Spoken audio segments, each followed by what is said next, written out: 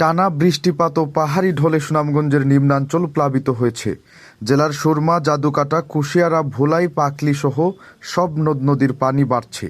সোমবার দুপুর পর্যন্ত সুরমা নদীর পানি সুনামগঞ্জের ছাতক পয়েন্টে বিপদসীমার 0.41 সেন্টিমিটার উপর দিয়ে প্রবাহিত হচ্ছিল।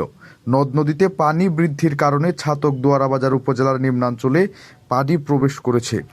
দুপুরে সুনামগঞ্জ পানি উন্নয়ন বোর্ডের নির্বাহী প্রকৌশলী মোহাম্মদ শামসুদ্দোহা এ তথ্য নিশ্চিত করেছেন।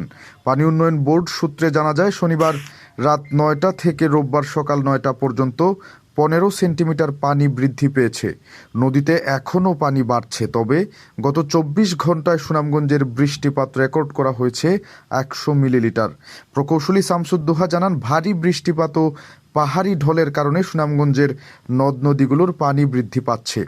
সোমবার সকালে ছাতক পয়েন্ট দিয়ে বিপদসীমার 41 সেন্টিমিটার ওপর দিয়ে পানি প্রবাহিত হচ্ছে। তবে ভারতের টানা বৃষ্টিপাত ও পাহাড়ি ঢল অব্যাহত থাকলে সুনামগঞ্জে বন্যা হতে পারে। স্থানীয়রা জানিয়েছেন, পাহাড়ি ঢল ও টানা বৃষ্টির কারণে অনেক এলাকায় নদীর পানি প্রবেশ করতে শুরু করেছে।